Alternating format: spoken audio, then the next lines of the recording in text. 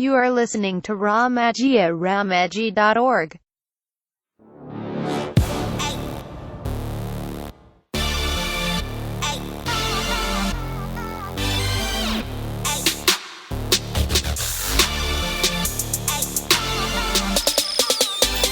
Who am I? Who am I? Who am I? Who am I? Who am I? Who am I? Who am I? Who am I?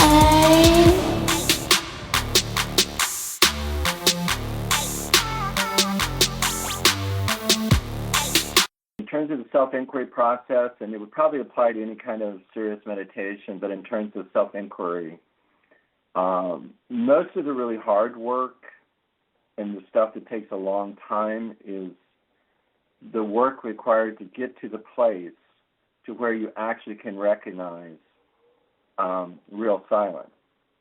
So it would be like a 100-yard dash, and 90 yards of the 100-yard dash is just getting to where you can recognize true silence. Because once you recognize true silence, there is a shift in, you could say, your psychological valence. I'm using the word valence like an electrical charge, positive, negative, but it could also be balance. But it's a shift in terms of what is the foundation of your experience. So previous to the insight that there is such a thing as actual, real, true, authentic peace, which has no thoughts in it, which is what enables it to be truly peaceful. Prior to that, you think all that you have is the mind. You think the mind runs the show, your thoughts run the show, the body is somehow involved in this, sort of being ordered around by your mind, and then you have emotions, of course, but these emotions are really wrapped up in your thoughts, and these thoughts seem to be ordering around these emotions, or you have emotions in relationship to thoughts or caused by thoughts. And it's sort of the image that comes to mind for me is somebody who's been tied up with a rope, or a number of ropes. They're just really tied up all over the place. Their arms are tied up, their legs are tied up, they're just really bound up. So what the freedom is about is recognizing that you already, this peace already exists, you already have it, and ultimately you already are it. It is what you are. And the background awareness in which thoughts are coming and going and experiences are coming and going, and really in which everything is coming and going, that background awareness that stays in the background typically and does not get noticed by the average person is that silence. It's that silence, that spaciousness, that openness. It's like the sky. It's like the ocean. It's just fully open, completely open, and allowing and accepting and embracing everything that arises within it, everything that arises, and then for however long it continues, and then when it dissipates and fades away, when it falls away. It supports all of that. And ordinarily people are focused on the content, which most often they are thinking in terms of their thoughts. And so the bottom line is the ego I thought, or the ego, whatever you want to call it, the thinker, doesn't want the truth to be coming out that it's not in charge, and in fact it's not really even really real. So and it can die, and it doesn't want you to know that. It doesn't want you to know that you don't need it. It needs you. It needs the silence. It needs that, because if you think about it, clearly this silence or presence or awareness does not call attention to itself, because if it came forward and participated like any other thought or sensation or emotion or, object like that, it would now no longer be the background. So it's a paradox, but it goes unnoticed by virtue of the fact that it has to be that way. But nonetheless, when you begin to realize that the foreground that has captured your attention is only a small part of what's really going on in any given moment, it's always been that way from the moment you were conscious in your whole life. There's always been something else that you were preoccupied with the foreground content. Now you're becoming aware of this background presence that's always here, and it's very hard it can be a challenge to notice it because it has no distinguishing marks or characteristics except that it is present. It's present and it's open, so it's defined by its very openness. When you are resting in it, you begin to discover that it has qualities, and these qualities include peace, happiness, a sense of well-being, joy, and love. And these are intrinsic and natural to the heart, to the human heart when the human heart is pure. And what makes the human heart impure is thought. So basically, to sum this up, the realization is that your core, your essence, your heart, your soul, your being is pure and in its pure state has all of these positive feelings, which are what we want as human beings, to be happy and to be peaceful and to have love and to feel free. That's what we want. Thought is an imposition. Thought is an invader. Thought is an interruption. Thought is an aggressive polluter of that. The average person all the average person knows is mixed states. They only know states in which there's thought to some extent, and so their peace, that what they think is peace or a quiet mind, still has a lot of thought in it. So it's not the deep, authentic peace. So the breakthrough, the milestone, the 90 yards out of the 100 yards in the 100-yard dash, is to get to that recognition where you've separated out this thought invasion, thought pollution. You've been able to separate out the pure peace. You're experiencing awareness, consciousness, presence, whatever you want to call it. You're experiencing it in a pure form, and therefore you are seeing for yourself, recognizing, feeling, knowing, sensing, hearing.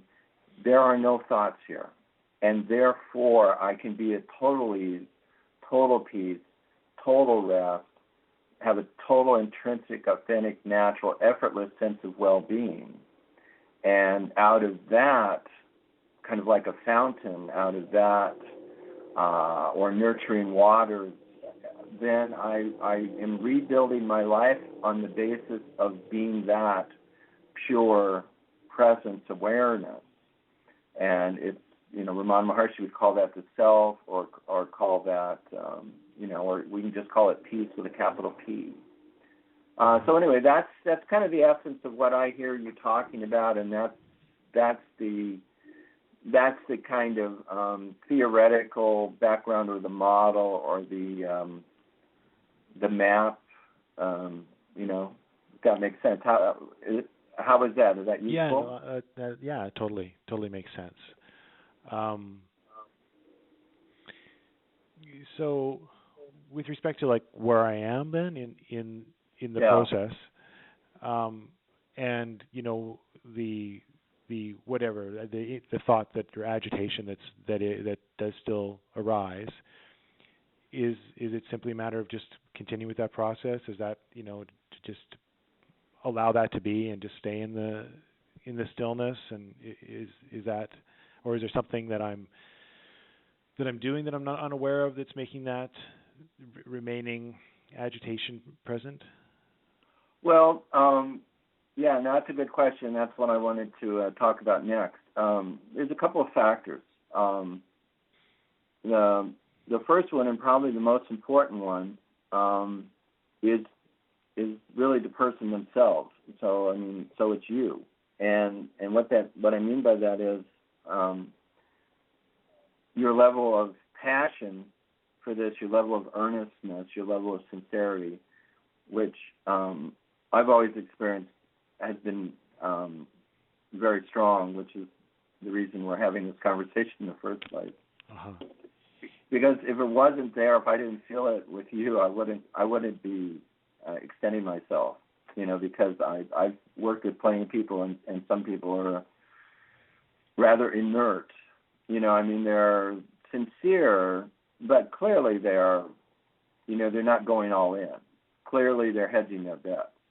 Yeah. And my experience, and Nisargadatta Maharaj one time said, or they asked him, well, what's the single most important thing? And he said that the person is earnest.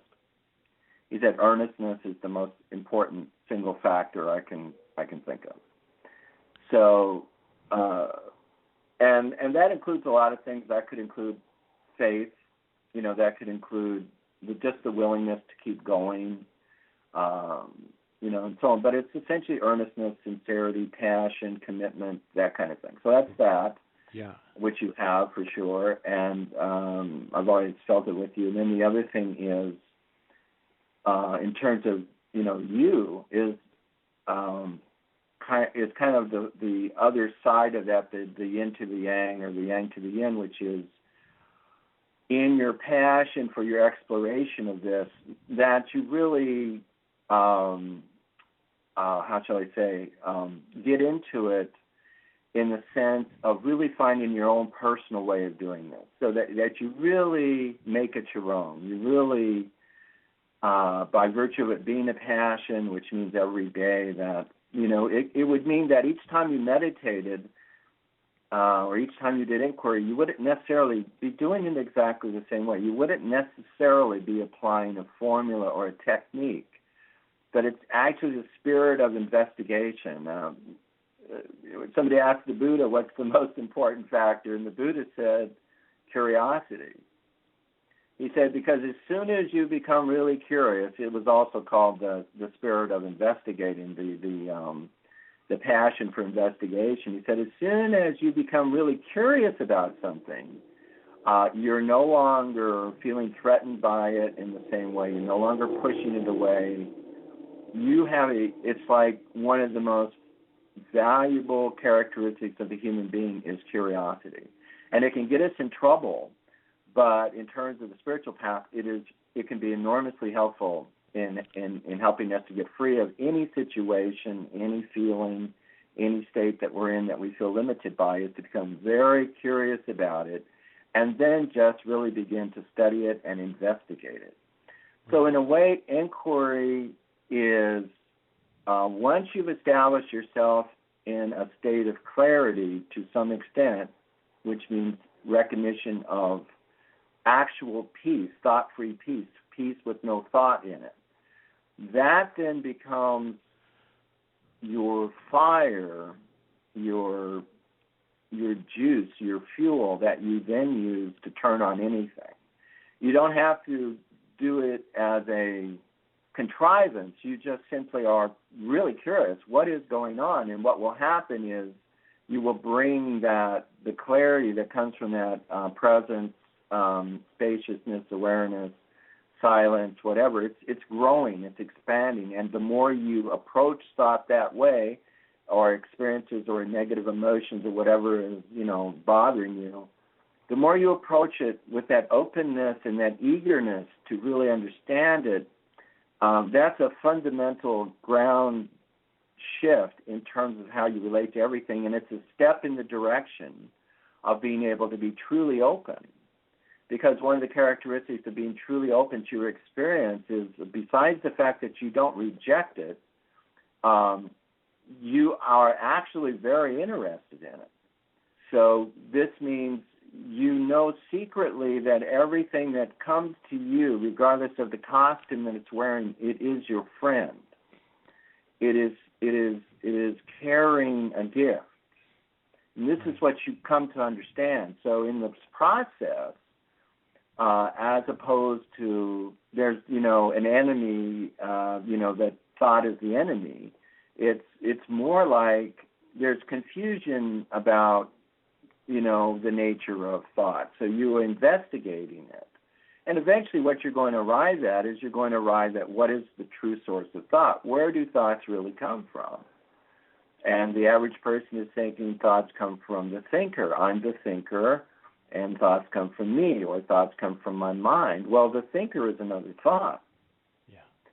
So this is just simply not correct. So anyway, so it's this investigation. So anyway, to wrap up what I'm saying here, so besides the personal aspect, which is your earnestness and passion, and then making this your own and finding your own way that is most enjoyable and interesting for you in how to approach this, which could be multiple ways, but it's like an art. It's a form of art, your own creativity expressed. Besides that, it's that once you get to this point, it could mean actively knocking down thoughts. For example, you asked about sitting in silence. Is that it? Well, the truth is, if you can sit in silence, if you in a given meditation can sit in silence, sit in the no thought state, yes. But what happens with people naturally is they're not able to maintain that, and one meditation will be pretty good, but another meditation won't.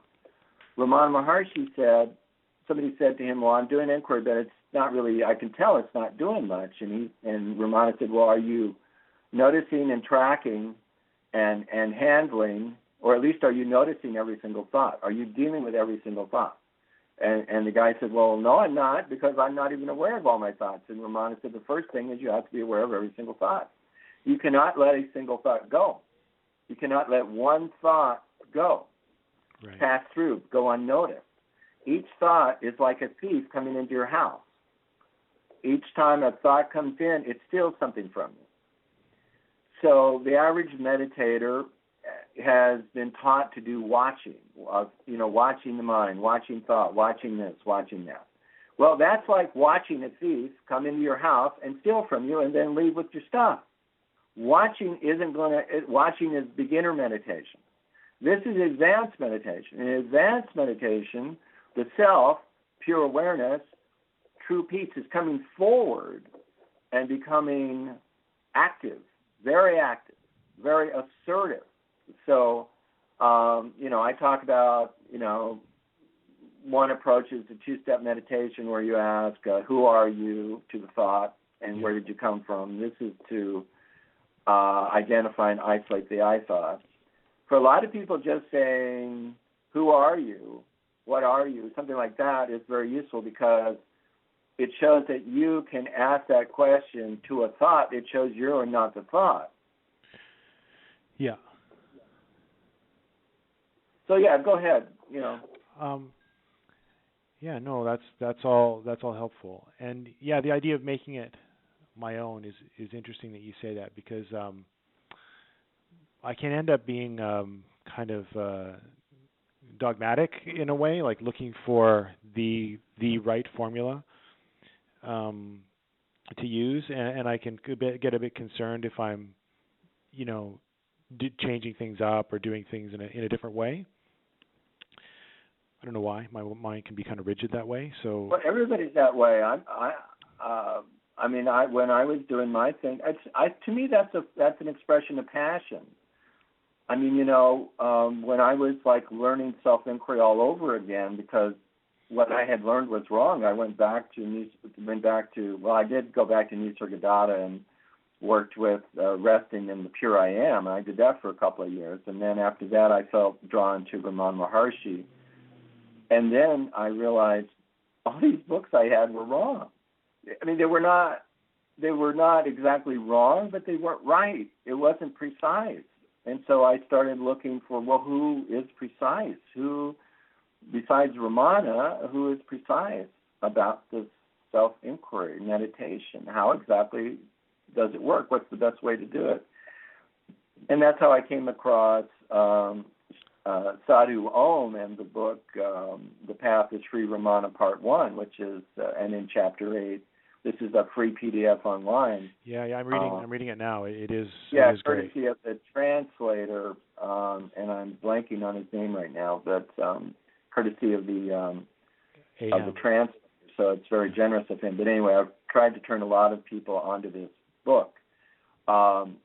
And so anyway, but yeah, I wanted to know exactly how to do it, and I was very obsessed with doing it exactly right. So I don't know, I mean, but at the same time, what happened as a result of that was I developed my own approach to it. So I think it's a stage. I think it's like you know, you have to kind of become Picasso with your inquiry. Mm-hmm. And, you know, Picasso could draw really, really well. He learned from other people how to draw and paint in the conventional way, and he was very, very good, you know. Then he went and did his own thing with those skills. So similarly, and then now it's Picasso. So similarly, you learn what works, what to do, but then you do add your own personal touch to it, you know. But yeah, no, that's I think that's perfectly normal to. But the thing is, well, here's the thing. You're doing the technique for the purpose of returning to the thought-free state. Right. So the technique is not an end in itself. Any technique with self-inquiry, even if you just repeat "Who am I?" or you could repeat "I." Some people who are strongly auditory find repeating "I" actually is quite effective as actually a form of self-inquiry, because it brings you back to just the I, which if you stay in the I, you're not going to go into I and you and I and them and I and the world. You're going to stay in the I. Right. And the idea with the, so you rested in the no thought state, that as that deepens, it becomes clear how thought is arising. You can't study how thought is arising if what you're doing is like being at batting practice and having to knock down countless thoughts that are coming at you. You're not at a point where you can know where the thoughts are coming from.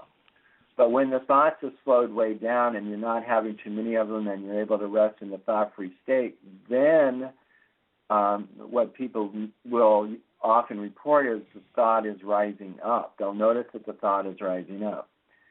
And then you get into the nuances that I actually talk about in my book, No Mind, No Problem, where I say what you begin to see is that each thought is complete in itself. Each thought arises on its own, and each thought disappears on its own. There's a gap from one thought to the other, and then there's the next thought. That thought arises on its own. That thought completes itself on its own. There is no link between thoughts. There is no cause and effect relationship from one thought to another. Right. Yeah. Each time you have a thought, even if it's about the same thing, it's not the same thing. It's not the same thought.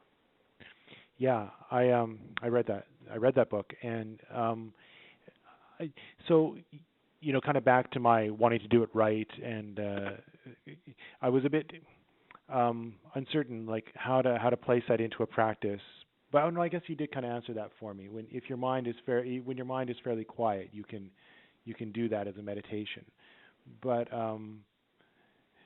so is your approach, Ramaji, to you know, as you're kind of maturing in this, to, you know, you could pick this or pick the other thing, whatever. You could have a repertoire of things that might work. Ultimately, as long as you know that you're going for the thought-free state. Is that fair? Well, yes, yeah, just that. Well, yes.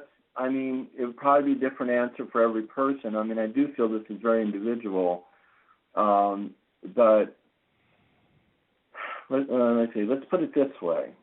Oh yeah, I remember now. I wanted to say something about, and this relates. Sure. The reason what I've started advising people to do, because a lot of people have had experience with meditation, so they have this idea: I'm going to meditate for half an hour. I'm going to meditate for an hour. Well, it's a rare person that's going to be able to meditate for an hour or even half an hour and track every single thought. So that would be characteristic of a person who's stabilized in enlightenment. They would typically, once they're really stabilized, be aware of every thought, because there aren't very many, for one thing. Yeah.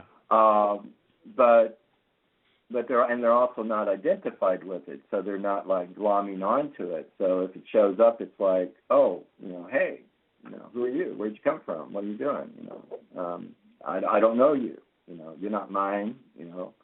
So what are you here for? But anyway, so what I recommend now, and people have said it is really good, is right at the beginning of a meditation, or at some point maybe after you feel a little more relaxed or your mind's a little quiet, then make samyama, which means to make a total dedication, total commitment, so that you will not fail, total commitment, that for X number of minutes you will notice every single thought that you have. So this could be for 1 minute, this could be for 5 minutes, you can use a timer if you want, but you commit to absolutely noticing every single thought.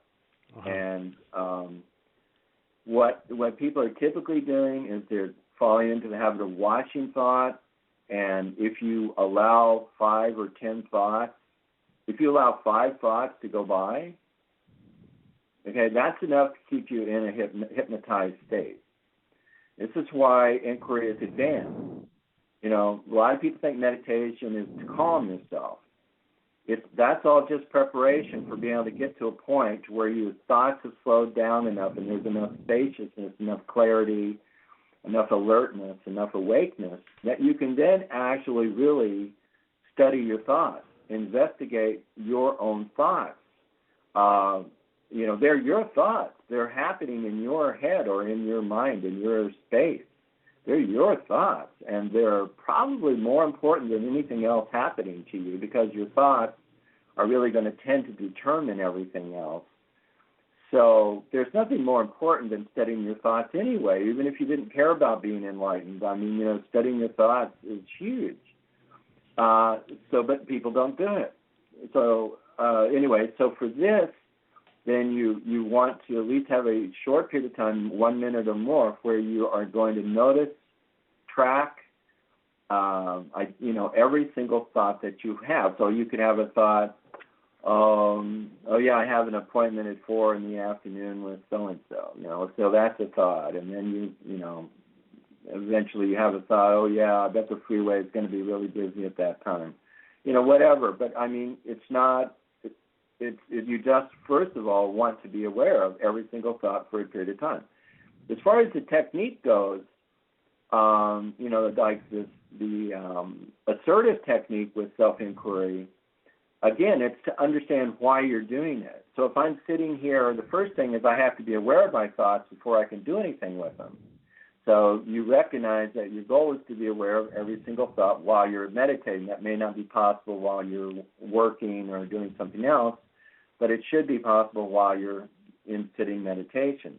So you're doing that, and then when you're aware of a thought, what are you going to do with that? Now, what you can do is you can, like I say, challenge it in some way. Who are you? Where did you come from? What are you doing? Whatever. I don't know. There's different things you can ask. Yeah. Who are you, or what are you? Who are you seems to be the best single thing to do. And then you may find that after you ask who are you, you might get an answer. And then you could ask, you might say, well, I'm the I thought, or I'm the mind, or something. This is what would happen to me when I was doing the two-step inquiry. I'd say, who are you? And it would go, I'm the I thought. I was like, okay. Surprising amount of honesty there. And where do you come from? And he would go, I come from the heart. So it would be just like, okay. And then he would fall down into the heart on the right. Now for me, I was doing the two-step after I'd had an awakening of Amrita Nadi, so that meant I was very conscious of the connection between the heart and the crown. And the Amrita Nadi, which is this pathway from the heart on the right up to the crown, it goes across the chest and then up over behind the neck and over the head into the crown chakra. That's the pathway that the I thought takes when it shoots up to the brain. So what's going on is all day long it's shooting up, it's regenerating itself by shooting up to the brain from the heart. And technically, if you really understand this as a kind of an esoteric yoga, what's going on when you're challenging the I thought, or you're challenging any thought, what you're doing is you're essentially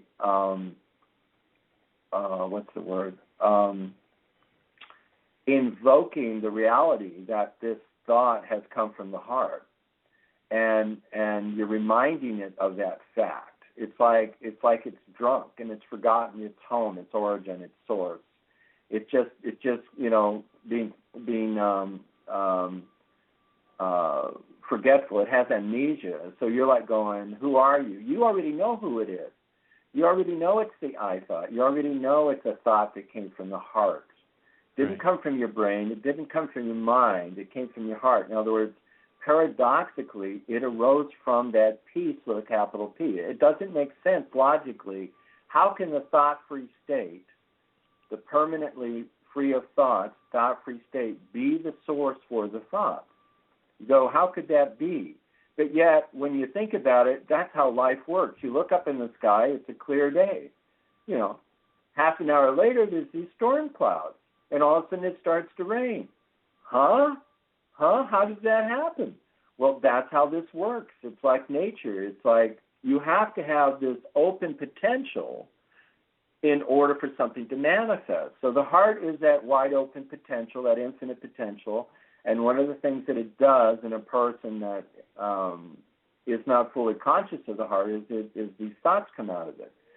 So these thoughts arise initially, like right in the morning when you wake up. There is an I thought, a single I thought that rises up from the heart on the right up to the brain to start the whole process. So a full understanding of inquiry is understanding that what this is really about is tracking, stalking the I thought so that you really can identify its behavior, like stalking your prey. And so when you're having an I thought, you have done some yama and going to be aware of every single thought. It's not like you're just watching these thoughts. You're stalking these thoughts. You're stalking each and every thought, and you're confronting, challenging, investigating, inquiring into each thought, and basically saying, I know you came from the heart. I don't care what you say or what you believe. You came from the heart. Okay, so who are you? Like you're educating it. And it goes, oh, I don't know. Oh, yes, you do. You're the I thought, and you came from the heart. And you'll be surprised, at least I was, it started to admit it. It started to go, okay, you got me. Kind of like a con artist or a thief. When you finally bust him, he may actually admit what he's been up to. So that's kind of the context for what you're doing. And when you have confronted a thought like this, what you may experience then, start experiencing on a regular basis, is the thought falls down. It literally falls down. It falls down into the heart, whether you're aware of the heart like that or not. You'll probably feel it fall down, kind of collapse, kind of like you shoot it out of the air, and it just, goes down. You don't really notice crashing and burning. It's more like it just simply falls down and then dissolves or disappears.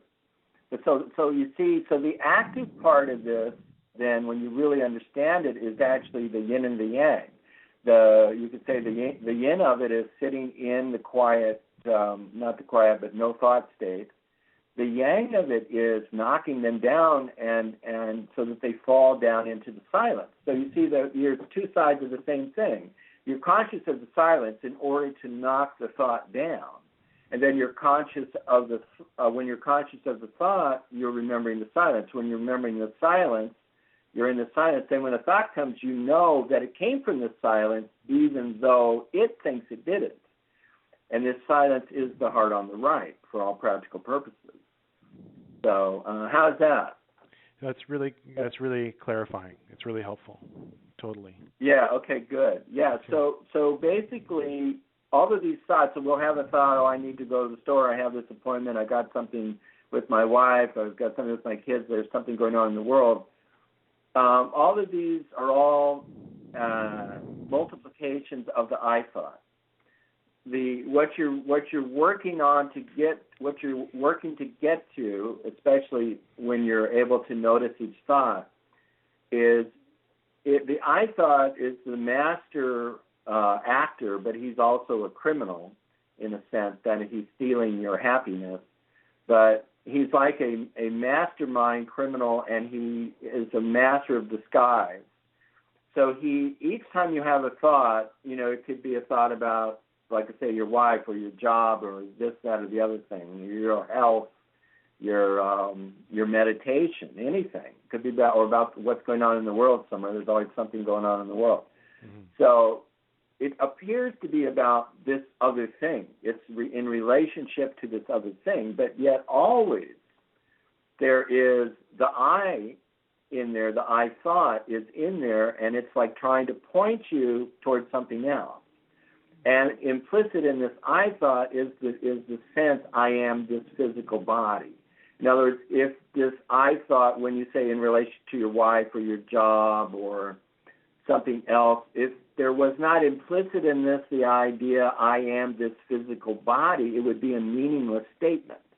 Your wife is married to this physical body. It's your physical body that goes to that job and has that person as a boss.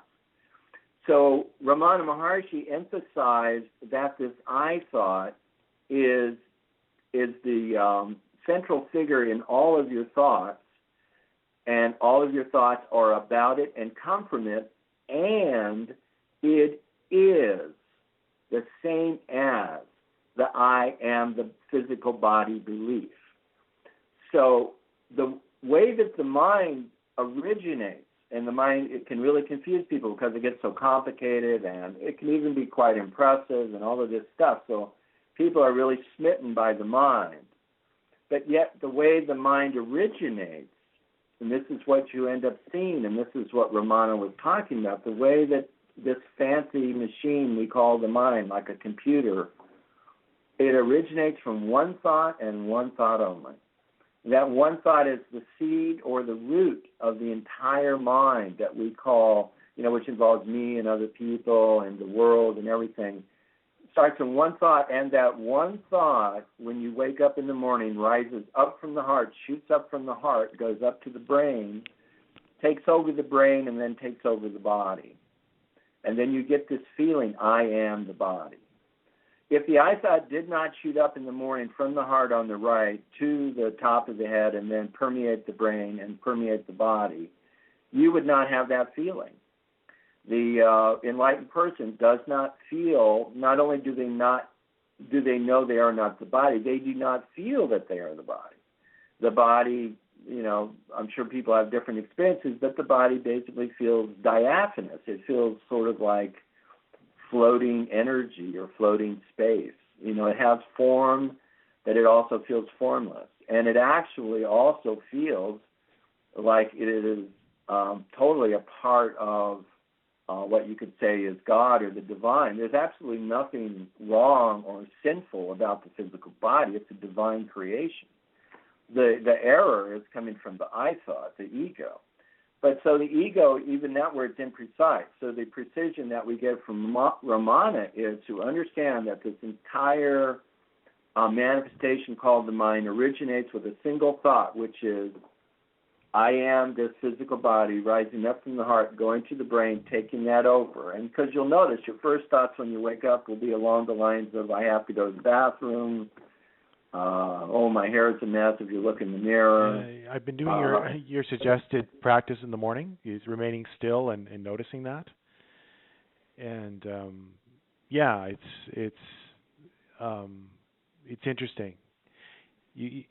I'm not sure if it's like I feel when I wake up, I feel like I can see the I thought for sure, but then I'm able to use inquiry or just be quiet, and it's silent, and then I'm still, and then I get up, and I remain in that stillness, but then it will, again, like things will kind of bubble up and stuff. So I'm not sure what's happened. Like at that point, am I kind of in the stillness and the eye's in the heart and just coming up a bit and I'm beating it down, or is it already kind of fully in the brain and I'm having to kind of pull it out of my brain? I'm not sure where I'm at. Well, see, this goes back to your kind of your basic question, which is, I'm having success, but yet I'm having failure at the same time. I'm experiencing success with the silence, but then it'll seem as if it gets really disrupted, and then that really bothers me. To kind of paraphrase what you said. Sure. Yeah. And the answer to that is, first of all, having the understanding that the silence that you are now sampling, that you're now, putting, say it was a beautiful, calm, still pool in the forest, right? And you realize, meditating by this pool, how perfectly calm and peaceful it is. And you get this idea to, say, put your foot into it, and when you put your foot into it, your whole foot becomes incredibly peaceful. And you realize, oh, wow, if I go into this pool of peace, the deeper I go, the more peace I will experience. But it's scary. What if I drowned? So you have to approach it very slowly. But you see, the tendency, because this is how the mind is oriented, the tendency is to think you are kind of building this peace or making it happen or something. It's the other way around. The peace already exists. The peace is here now. And it's always been here now, and it's always been the foundation for everything, including your thoughts. So it's a subtle figure ground shift where the foreground and the background change. They change places. So and at some point you've had kind of a mini aha along these lines already. Some point you get the big aha, and maybe you've had it. I'm not sure. You get the big aha where you realize, oh, this peace is always here. Or this pool of peace is always here. It's here.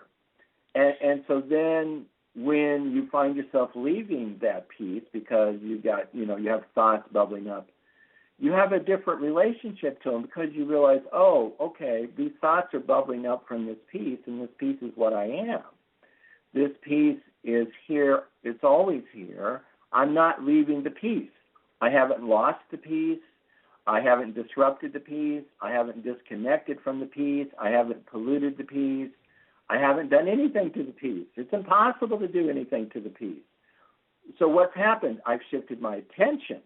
My attention has moved from dwelling in the peace to being caught up by thoughts. That's the difference. The thoughts have movement in them, and so you have a habit. All people have the habit of following their thoughts. But when you follow the thoughts like that, you lose the spaciousness. It is possible once you're established in the peace to have thoughts, and then the thoughts arise in you as the peace, so that the thought arises in you, and you can study it. You can go all around the thought, 360 degrees. You can go around it, inside of it. It's arising in you like you're the room. And let's say there's a little balloon floating around in the room. So that's a thought. Yeah. So, you can investigate the thought in that way, but the thought at the same time is also yourself. So ultimately you end up where you're established in the thought-free state, and I would call this sahaja, natural state. You're fully established in the thought-free state, and that's your normal state. That's your standard state, your everyday state, your moment-to-moment state, but every now and then there may be a thought that shows up. And when that thought shows up, it's like a black dot against a white background because you're so established in this silence as being your own very self, exactly what and who you are. So when this thing called a thought shows up, you're like, wow, look at that. So it floats around in this space that you are, and then it dissipates. It goes away. But you know that thought, in a way, is a part of you, and also in a way, you know that thought really has got nothing to do with you. It's really because what you are is that which has no thoughts. Therefore, if there's a thought that shows up, it's not really about you. It's not your thoughts. It's the universe. Maybe the universal mind, you could say, is creating thoughts. And based upon your personality, it will send you thoughts that it thinks are appropriate for you, but that doesn't mean... So anyway, I don't want to get sidetracked into that, but basically, there comes a recognition at some point as you simply stay with the process. So you essentially just want to keep your understanding that even if you appear, the bottom line is, even if you appear to be distracted, even if it appears that you have lost the silence, even if that goes on for days, even weeks, it's an illusion. It's only more of the same. It's more, it's like a magician. You're dealing with a magician who's very good, and you can't catch the trick. So time and again, you get sucked up by the trick, but it's a deception. Eventually, you bust the magician. You recognize the sneaky trick, how he's misdirecting you. See, what a magician typically will do is not only do they do something very fast, that is the trick, they direct you, or I think it's called misdirection, put your attention somewhere else while they're doing the sneaky thing that they do. So the misdirection is to think, oh, I've lost it. I've lost my peace. I have these thoughts bubbling up, and now I'm having thoughts about the thoughts, and I'm having thoughts bubbling up about my thoughts bubbling up. Oh, woe is me, I'm lost. Well, as you had your insight about that, wait a minute, that's part of the trick. That's part of the game that the ego, I thought, is playing with me, is to get me caught up in thinking and believing I've lost touch with reality, that I've lost touch with this piece. But so you just come right back. You have to, one of my teachers called it the power of positive stupidity, which has always stuck with me. I thought it was very clever. He says, you're too dumb to know you can't do it. You're too dumb to know how difficult it is, he said. So you just keep coming back and coming back and coming back and coming back and doing it over again, do it over again. And it's the power of the repetition that eventually it's like a new habit in a way.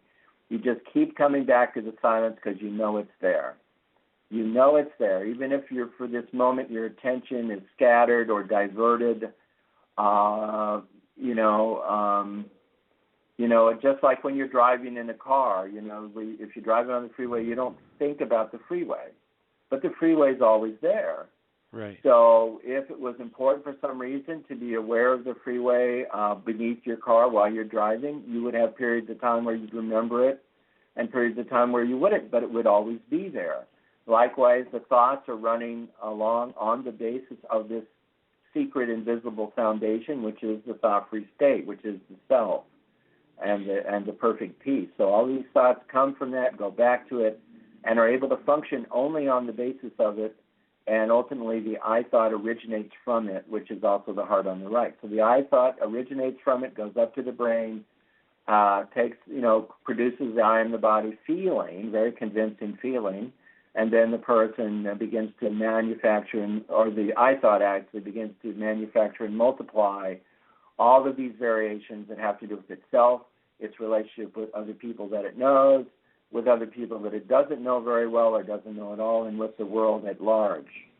And as it does all that, it gets all very complex and pretty crazy, but it all starts just with that one I thought. You are listening to Ramaji at Ramaji.org.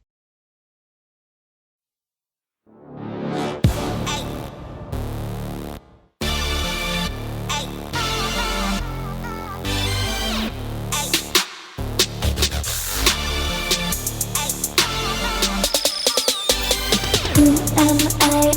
Who am I? Who am I? Who am I? Who am I? Who am I? Who am I? Who am I?